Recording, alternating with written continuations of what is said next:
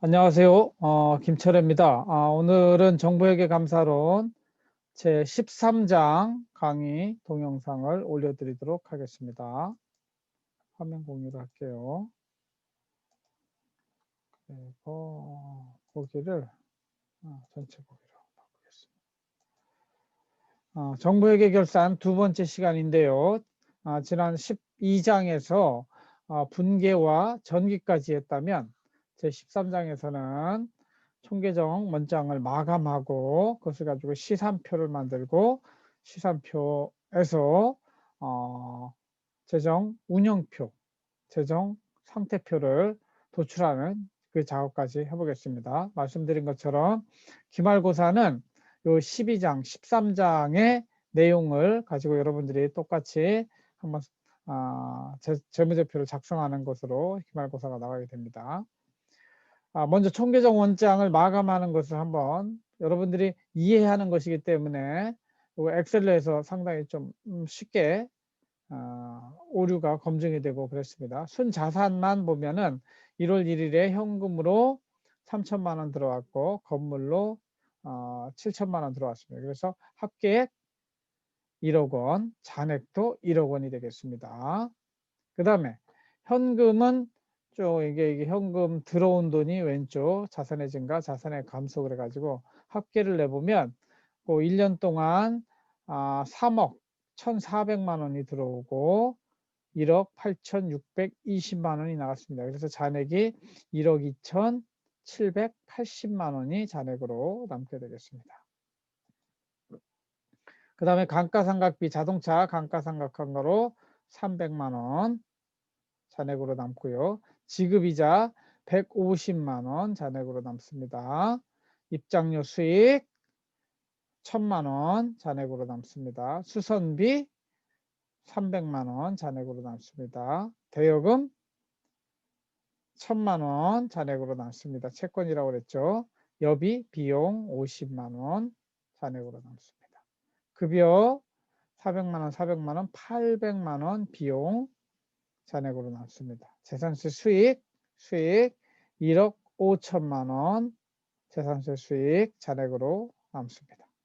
그 다음에 건물 7천만 원 잔액으로 남고요. 미수재산세는 1월 15일 날 1억 5천이 있다가 3월 1일과 5월 1일에 현금화 됐습니다. 그래서 미수재산세는 1억 5천이 있었지만 1억 5천이 모두 회수됐기 때문에 잔액은 0원이 됩니다. 빵원이 됩니다. 그 다음에 임차료 비용 1,200만 원, 비품 2천만 원, 차입금 2월 15일에 부채 증가율 차입금 1억 원이 있었는데 8월 1일 날 다 갚았어요. 차입금 잔액은 0원이 됩니다. 임대료 수익 2,400만 원 잔액으로 남습니다. 자동차 3천만 원에 샀으나 감가상각 처리해서 2,700만 원어치만 자동차가 남습니다. 보험료 120만 원 잔액으로 남습니다.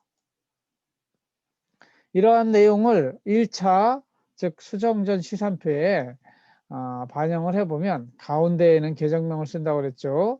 그리고 차변과 대변, 잔액을 쓰게 되고 그다음에 합계액도 써주면 좋습니다. 그래서 순자산은 얼마 잔액이 1억 원 있고요. 현금은 1억 2,780만 원 있고요. 감가상각비 300만 원, 입장료 수익 1,000만 원, 대여금 채권이라고 그랬죠. 1억 원, 1,000만 원, 지급이자 150만 원, 수선비 300만 원, 여비 50만 원, 급여 800만 원, 건물 7천만 원, 재산세 수익 1억 5천만 원, 임차료 비용 1,200만 원, 자동차 자산 2,700만 원, 비품 자산 2천만 원, 임대료 수익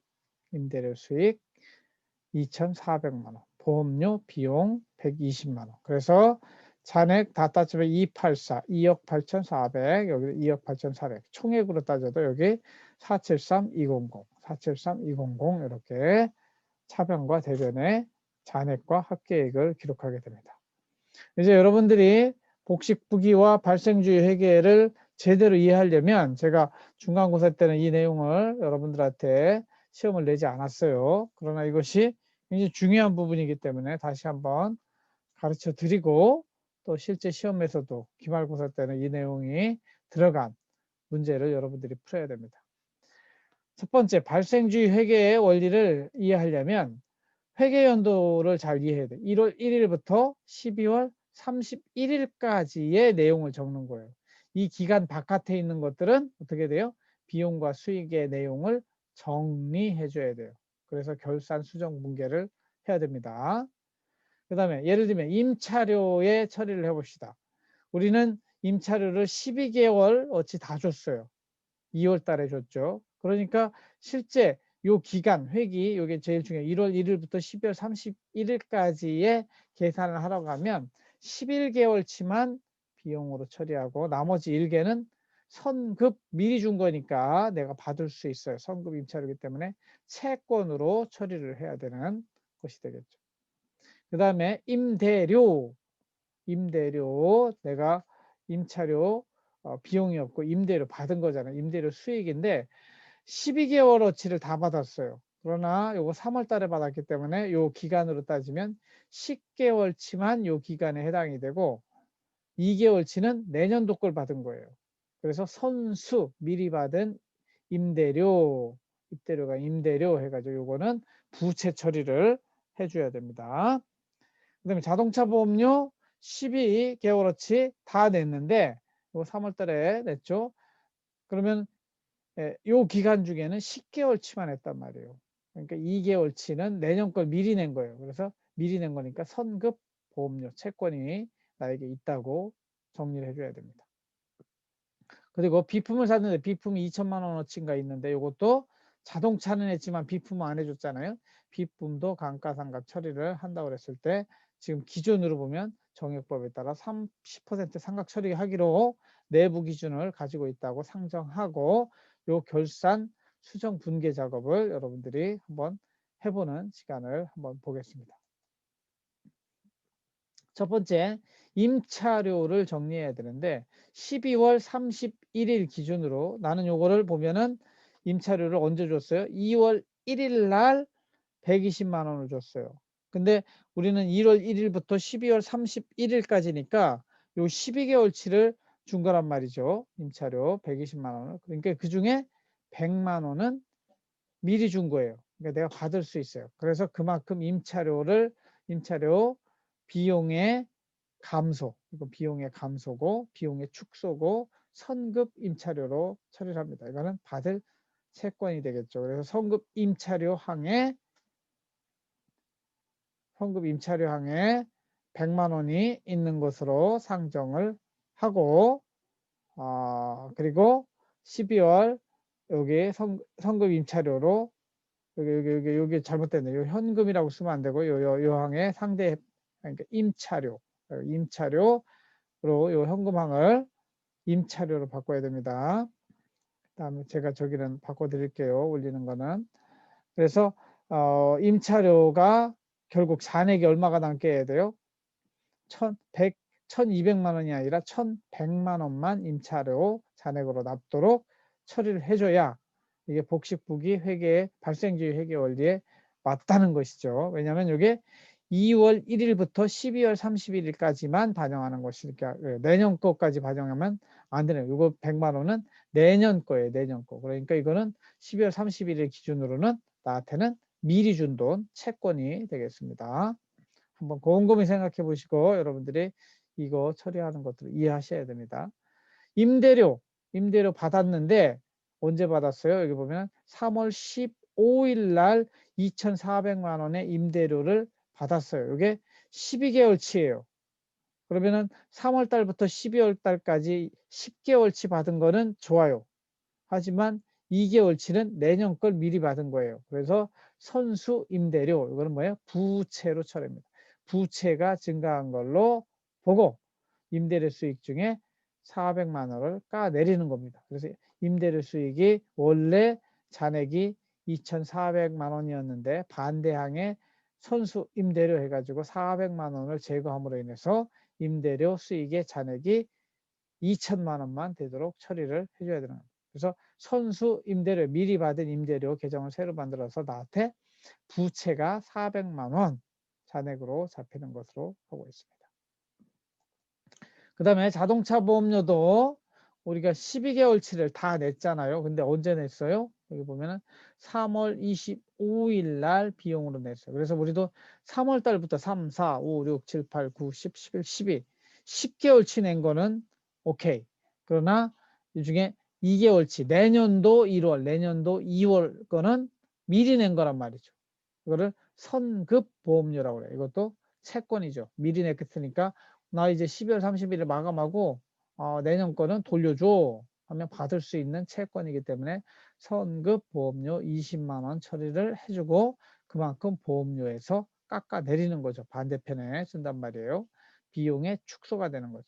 그래서 원래 보험료 비용이 120만 원으로 잔액이 잡혔었는데 이거를 100만 원으로 깎아 내려주고 그 대신 선급 보험료라고 하는 미리 준 돈이니까 채권, 자산의 증가로 이렇게 처리를 해준다는 것이죠. 그 다음에 비품도 언제 샀어요? 비품 산 거 보면은 비품 2월 20일 날 샀어요. 그래서 지금 12월 31일 기준으로 마감을 잡기 때문에 비품이 10달 지났으니까 한 30% 감가상각된 것으로 보겠다는 거예요.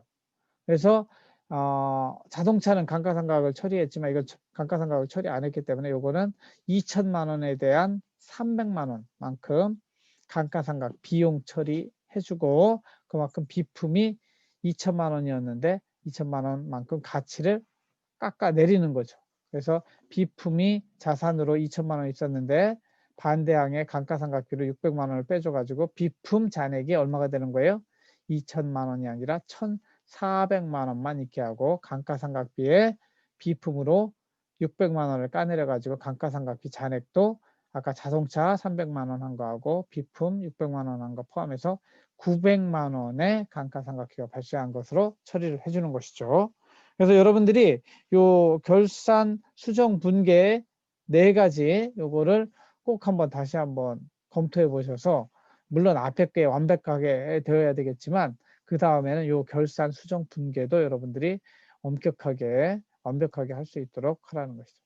그래서 수정 후의 시산표를 보면은 잔액이 변해요. 뭐가 변할까요? 감가상각비 잔액도 변했고 그 다음에 뭐 또 변했냐면 대여금이라든가 그 다음에 뭐가 또 변했냐면 여기 선급 임차료도 변하고 임대료 수익도 변하고 보험료, 선급 임차료, 선급 선수 임대료, 선급 보험료 이 3개 항이 새롭게 만들어졌죠. 그것이 특징이 되겠습니다. 좌우를 맞추면 여전히 복식부기 원리로 했기 때문에 좌우 합계액이 맞아야 됩니다. 그래서 이것이 다 좌우가 맞는다고 했을 때 우리는 재정 운영표를 만들어 가야 됩니다. 그 다음에는 재정 상태표를 만들어야 되겠죠. 그래서 시산표상에서 재정 운영표에 해당하는 계정, 즉 수익과 비용 계정을 뽑아봅니다.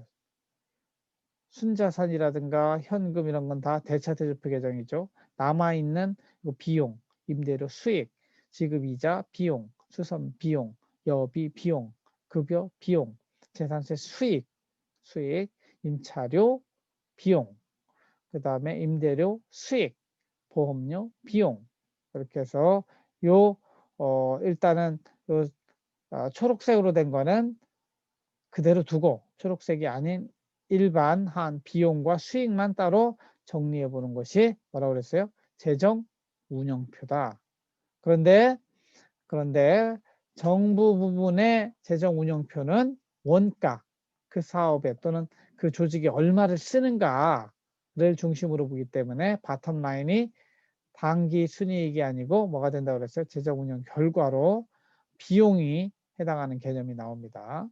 그래서 원래는 프로그램별로 이 조직이 행하는 모든 프로그램에 대한 원가를 도출해야 되는데 지금은 프로그램 사업이 없기 때문에 프로그램 원가는 없는 거 제로로 놓고 그다음에 관리 운영비로 들어간 돈이 급여에 800만 원, 감가상각비 900만 원, 수선비 300만 원, 여비 50만 원, 임차료 1,100만 원, 지급이자 150만 원, 보험료 100만 원. 이게 다 포함하면 관리 운영비로 3,400만 원이 들어간 것으로 나옵니다. 그 다음에 여기에 이제 비배분 비용이 있었는가 보면 그거는 없는 것으로 됐고요. 그래서 재정운영 순원가로 따지면 이 조직이 쓴 돈, 비용은 3,400만 원 쓰는구나. 이렇게 보는 것이죠. 이게 재정운영 순원가라고 부르고요. 여기에 그 밑에 기업회계는 수익을 먼저 쓰지만 여기 비용 먼저 쓰고 그 다음에 수익을 씁니다.